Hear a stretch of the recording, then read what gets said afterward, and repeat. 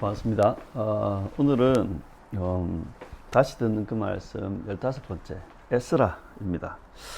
여러분, 이 에스라는 총 두 부분으로 나눠져 있습니다. 1장에서 6장까지가 1차 프로기안, 고레스 칙령, 그리고 유대인들의 귀환, 그리고 성전 건축, 그리고 7에서 10장까지는 2차 프로기안, 에스라의 귀환, 2차 프로기안입니다. 그리고 에스라의 개혁, 이렇게 구성이 되어 있는데요. 먼저 1장에서 6장까지 1차 프로기안 성전 건축 이야기를 보면 페르시아 고레스가 칙령을 반포합니다. 이때 하나님께서 고레스를 감동시켰다라고 하는데요. 여호와께서 내게 예루살렘 성전을 건축하라고 명령하셨다. 그러니 그의 백성된 자들은 모두 예루살렘으로 올라가 성전을 건축하라. 주변 사람들은 그들을 돕고 하나님의 성전을 위한 예물을 드리도록 하라. 이렇게 고레스 칙령이 반포됩니다. 그래서 바벨론으로 끌려갔던 많은 사람들이 예루살렘과 유대로 돌아온 거죠. 여기 보면 총 인원이 42,360명에 남녀종이 7,337명, 노래하는 사람이 200명, 약 5만 명 정도의 인원이 적혀 있고요. 이 돌아온 자들은 성전을 세우기 위해 예물을 드리고 고향 마을에 정착합니다. 고향 마을이라고 하면 유다 지역이겠죠. 그리고 제사장과 레위 사람들의 일부는 예루살렘과 그 부근 마을에 자리를 잡습니다. 그리고 7째 달이 되었을 때 예루살렘에 모여서 제사를 재개하고 초막절을 지킵니다. 그리고 그 다음에 이듬해 둘째 달에 성전 건축을 시작합니다. 하지만 이 대적들의 방해로 인해 성전 공사가 중단되죠. 그렇게 시간이 흘러 15년쯤 지났을 때 학개와 스가랴의 예언에 힘입어서 성전 공사를 다시 재개합니다. 이 공사 재개를 본 다뜬의 총독이 다리오 왕에게 글을 보내어서 문의를 했고, 다리오 왕은 메대 지방 앙메다 궁에서 두루마리 문서, 이 고레스 칙령을 발견하게 됩니다.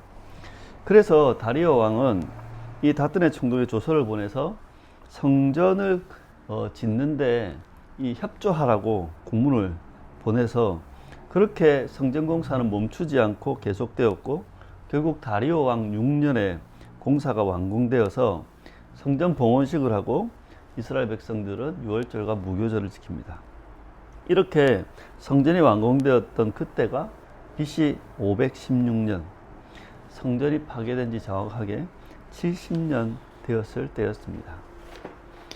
이 1차 프로기안 이야기 속에서는 두 가지 정도 이 말씀을 한번 보아야 되는데요. 하나는 하나님께서는 특이하게도 고레스라고 하는 이방인 세상의 왕을 통해 이스라엘에게 말씀하셨습니다. 그 말씀이 뭐냐면 성전을 다시 재건해라, 예루살렘으로 돌아가 살아라 그랬습니다. 근데 지금도 돌아보면 지금도 교회를 향한 이 세상의 외침이 있습니다. 어떤 외침이냐면 이런 겁니다. 제발 상식적으로 생각하고 상식을 좀 시켜라. 교회면 좀 교회답게 해라. 너네들이 기업이냐? 너네들이 주식회사냐? 세습은 도대체 뭐냐? 목사면 좀 목사답게 살아라. 네가 사장이냐? 너희들이 무슨 법사냐? 아니면 너희들이 뭐 권력자, 독재자냐? 신자면 좀 신자답게 살아라. 왜 그렇게 위선적이냐? 믿음이 있으면 그렇게 무대뽀고 이기적이냐? 제발 좀 예의와 상식을 좀 지키며 살자. 이 세상의 이야기는, 세상이 교회를 향해 외치는 소리는 그렇게 어렵거나 아니면 말도 안 되는 게 아니라 그냥 좀 상식 좀 지키고 살자는 겁니다.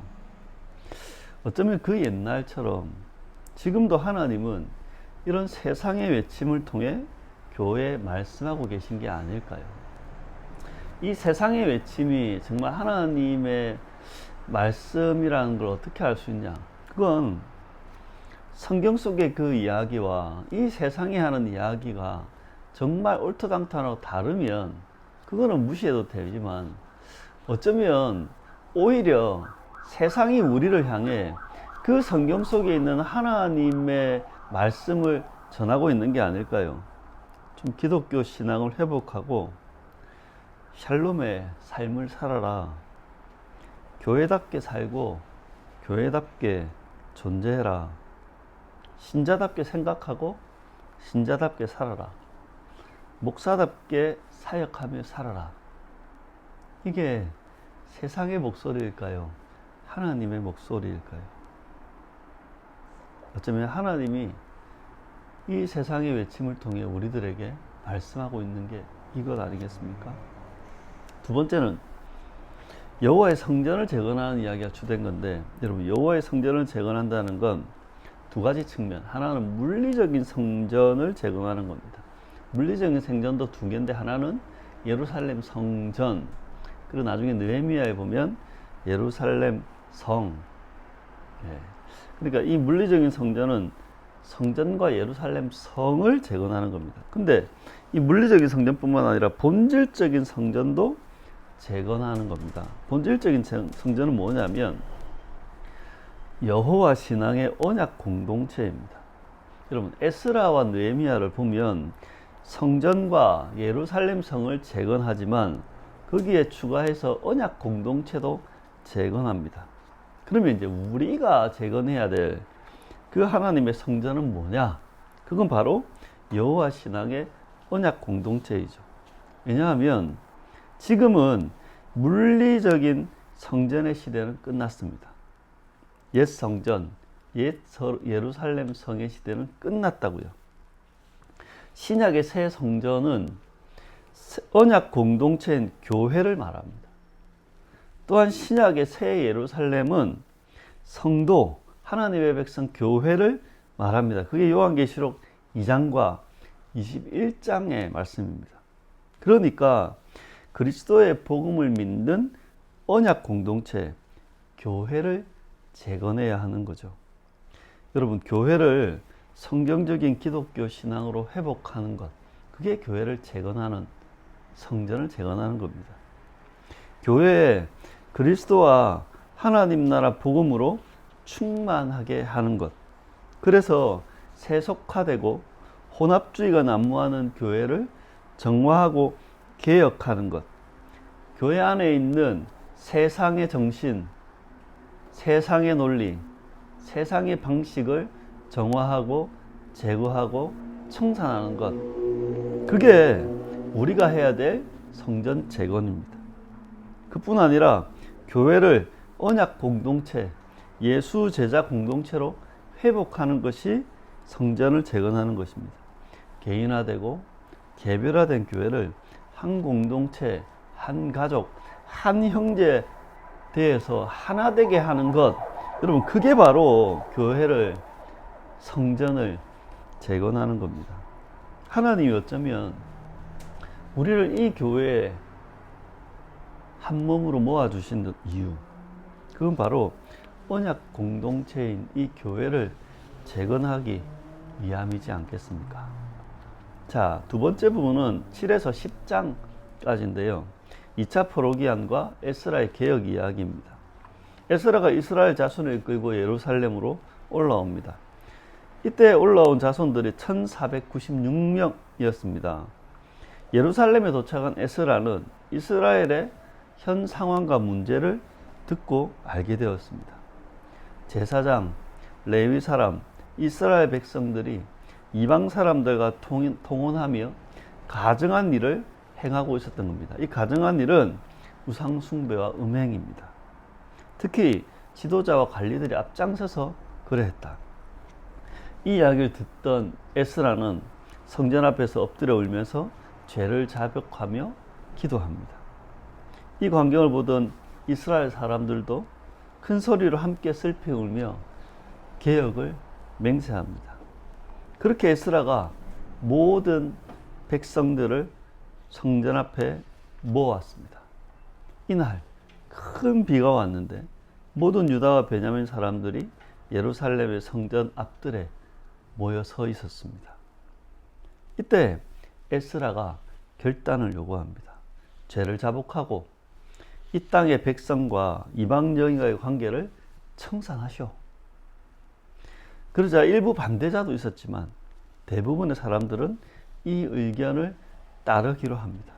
그래서 에스라는 각 지파마다 책임자를 세워서 통혼한 사람들을 조사하게 했고, 열째 달 1일부터 그 다음에 1월 1일까지 약 석 달 동안 이 조사를 단행했습니다. 이렇게 조사를 마치고 난 이후 명단을 보니 제사장 무리에서, 레위 사람 무리에서, 그리고 일반인들 가운데서 총 111명이 이방인과 통혼했던 것입니다. 에스라는 이스라엘의 문제를 직시하고 개혁을 단행하였습니다. 통혼 문제를 척결하지 않고서는 이스라엘 공동체의 재건은 없는 겁니다. 성경에 능통한 에스라는 이방인과의 통혼이 얼마나 심각한 죄인지 알고 있었습니다. 이 통혼은 여호와 신앙에 대한 배반이고 이스라엘의 정체성에 대한 부정과 파괴고 이스라엘의 생존이 걸린 문제라는 걸 에스라는 알았습니다. 지금 이 시대 우리 사회에 존재하는 교회의 문제, 그것을 우리는 알아야 합니다. 지금 교회가 안고 있는 문제를 직시하고 인정해야 합니다. 말씀 앞에 교회가 처한 상황과 또 현 상태에 대해서 좀 솔직해야만 합니다. 많은 사람들이 이야기하는 지금 이 시대의 교회 문제, 성장이 둔화되었다, 노령화다, 아니면 교회 재정이 축소된다, 사회적인 영향력이 약화된다. 왜요? 사람도 줄고 돈도 줄고 그러니까. 근데 여러분, 이런 성장 둔화, 노령화, 재정 축소, 사회적 영향력의 약화, 이런 건 진짜 교회의 문제가 아닙니다. 지금 이 시대 교회의 진짜 문제는 성장 이데올로기를 쫓는 교회의 세속화입니다. 이것이 얼마나 심각한 줄 아면 목사도 교인도 이것을 문제로 여기지 않을 정도, 오히려 그 성장을 강조하고 그것이 교회의 본질이고 정체성인 것처럼 그렇게 여기고 살아가는 세상이 지금 세상입니다. 성장주의를 추구하는 이 교회의 세속화는 성경의 신앙이 아니라 성장의 신화를 쫓는 것입니다. 교회 성장은 신앙이 아니라 신화이며 세속화의 핵심 현상입니다. 보통 이 교회 성장의 기준과 잣대를 뭘로 둡니까? 제가 볼 땐 크게 네 가지인 것 같습니다. 하나는 교인 수, 두 번째는 재정의 규모, 헌금액이죠. 세 번째는 건물의 크기, 네 번째는 목사의 유명세. 그래서 이런 성장 이데올로기에 빠진 교회는 필연적으로 자본화되고 기업화되고 산업화됩니다. 성장을 위한 시스템을 구축하고 조직을 개편합니다. 성장을 위해 프로그램과 이벤트를 기획하고 실행합니다. 더 많은 프로그램과 더 많은 이벤트, 더 많은 인력 투입, 더 많은 재정 투자.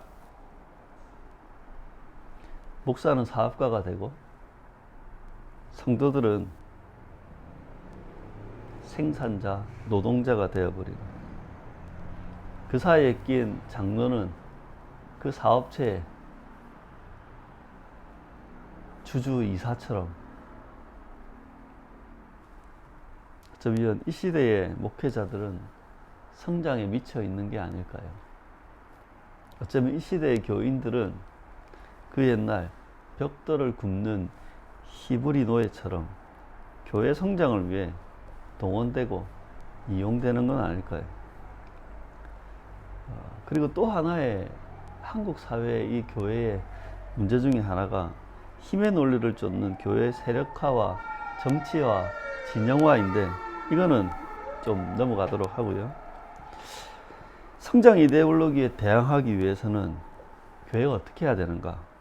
기본적으로 적정선을 정하고 지켜야 합니다. 성장은 다른 말로 하면 더죠. 근데 기독교 신앙은 더가 아닙니다. 교회의 교인 수, 그리고 재정의 규모, 건물, 이건 모두 다 비본질적인 겁니다. 하지만 지금 이 시대는 이러한 비본질적인 것이 오히려 본질적인 것을 흔들고 무너뜨리고 있습니다. 그래서 역설적으로 이 본질을 지키기 위해 비본질적인 교인수, 재정, 그리고 공간에 대한 적정선이 필요한 게 아닌가 싶습니다. 그리고 이 에스라를 설교할 때가 올해 4월 달쯤이었는데요. 이 에스라 설교의 마지막 적용과 실천으로 뭘 이야기했냐면 3번에 걸쳐서 그렇다면 위하는 교회는 무엇을 추구하고 어떻게 할 것인가 라는 이야기를 정리했던 기억이 있는지 모르겠습니다. 한 번 더 정리하면 우리 위하는 교회는 그래서 무엇을 추구할 것인가? 우리는 경쟁이나 성장의 이 세상의 논리가 아니라 회복과 샬롬의 기독교 신앙을 추구하자. 교회다운 교회, 성장 중심의 교회가 아니라 회복 중심의 교회. 교인과 재정과 공간을 늘리려는 성장 중심의 교회가 아니라 기독교 신앙과 교회의 본질을 회복하는 교회. 사역과 봉사, 행사와 프로그램, 조직으로 목표와 성과를 달성하는 교회가 아니라 서로에게 이웃이 되고 가족이 되고 형제가 되는 공동체를 세워가자. 그게 교회다. 그리고 목사다운 목사, 성공한 목사가 아니라 충성스럽고 따뜻한 목사를 추구하자. 성과를 통해 성공한 목사, 유명한 목사, 인정받는 목사가 되는 게 아니라 그냥 하나님 앞에 충성스럽고 사람들에게 따뜻한 목사, 말씀 바르게 전하고 그 말씀 먼저 실천하는 목사, 사업가가 아니라 목회자인 목사, 그리고 신자다운 신자로 살자. 모든 면에서 건강한 신자, 일상에 충실한 신자, 공동체의 유익을 우선하는 신자. 그래서 일상을 중요하게 여기고 일상을 사명으로 알고 충실히 살아가는 신자.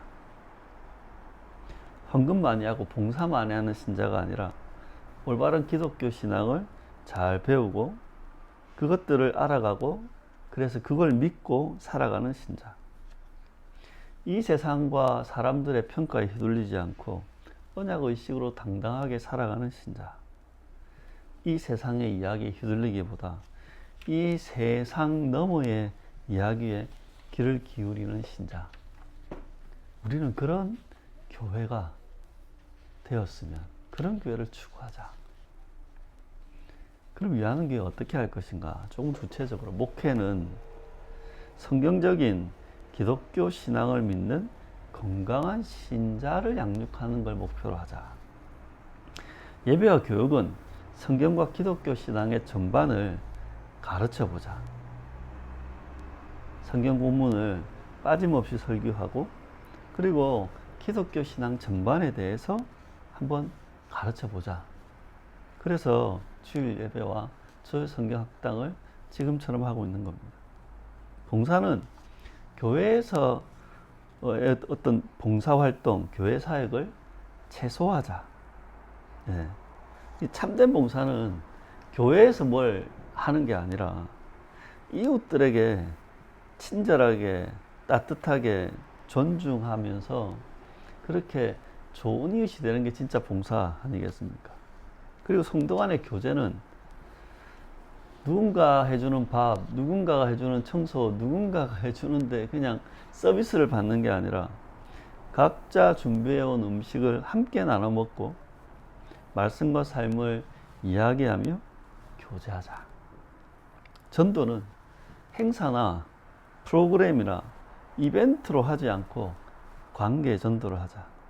관계 전도를 하려면 신자가 신앙의 만족도가 높아야 합니다. 그리고 신자가 속한 교회 그리고 공동체 목회자에 대한 신뢰와 자신감이 있어야 되고 일상의 관계 속에서 그 신자가 인격적이고 따뜻하고 멋있는 사람이어야지 관계 전도가 되겠죠. 네.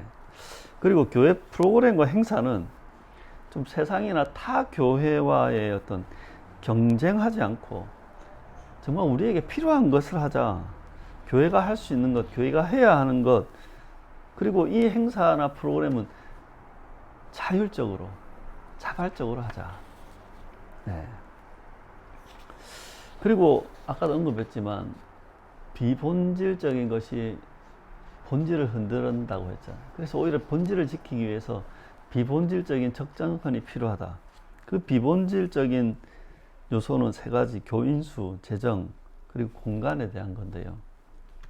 교인수는 성도의 교제와 공동체성을 유지할 수 있는 적정 인원이어야 하는 겁니다. 우리가 생각할 때 적정 인원은 20가정을 넘어가지 않아야 한다. 만약 이 적정이 넘어가면 교회는 분리되는 것이 맞다. 네. 재정은 투명하게 사용되고 투명하게 공개되어야 된다. 모든 입출금 내역과 결산 내역을 상세하게 모든 사람이 동일하게 알 수 있도록 공개해야 한다. 재정 관리는 목회자가 아니라 교인들이 해야 하고, 헌금은 11조까지만 드리는 것을 원칙으로 한다. 다른 어떤 특별헌금, 목적헌금, 기타 등등 이런 헌금 그런 걸 다 안 하는 게 맞다. 목회자는 교인들의 헌금 내역을 알 수 없도록 해야 한다. 특히 개개인의 헌금 내역은 철저히 비공개로 해야 되고, 그리고 교회의 재정 운영은 헌금 안에서만 해야 한다. 어떤 특별한 어떤 그 이벤트나 행사나 아니면은 어떤 목적을 위해서 특별헌금, 건축헌금, 목적헌금 이런 거 하면 안 된다. 그리고 총 예산액, 내년도 총 예산액은 전년도의 총 결산액을 넘지 않도록 해야 한다. 그리고 목회자는 세무신고 해야 한다. 이게 재정 원칙. 그리고 마지막으로, 그럼 공간은, 우리 건물 사용, 예배와 모임을 위한 공간은 대중교통을 이용할 수 있어야 한다. 그래서 도시 외곽이나 신도시가 다 외곽에 있잖아요. 좀 피해야 한다. 왜냐하면 교통약자들도 언제든지 이 교회에 편하게 올 수 있어야 되니까. 네. 저희가 아쉬운 건 이 교회 이 건물을 구할 때 엘리베이터가 없어가지고 좀 다리 아프신 분들이 못 오는 게, 오기 힘든 게 참 죄송하고 안타까울 뿐입니다. 네. 그리고 이 교회에 필요한 공간, 그것은 매입하지 않고 임대, 대여해서 사용해야 한다. 네. 교회가 사용하는 공간의 규모, 이 규모에 대해서도 적절한 제한이 필요하다. 계속해서 더 넓히고 더 사고, 그래가 될 게 아니다. 예. 그리고 주중에 사용하지 않는 공간은 어떻게든 활용하는 것이 참 좋겠다. 이렇게 에스라의 이야기를 통해서 그때 그럼 야는교회는 무엇을 추구하고 어떻게 할 것인가에 대한 아주 기본적인 이야기를 같이 했습니다. 여러분, 사랑하는 야는교회 성도 여러분, 우리를 하나님께서 모아주신 그 이유, 그리고 우리가 지켜야 될 그 믿음의 어떤 경계선, 그리고 함께 우리가 무엇을 추구하고 그래서 어떻게 할 것인지에 대한 그런 하나된 마음, 그것들이 우리 모두에게 만들어지고 세워졌으면 참 좋겠습니다.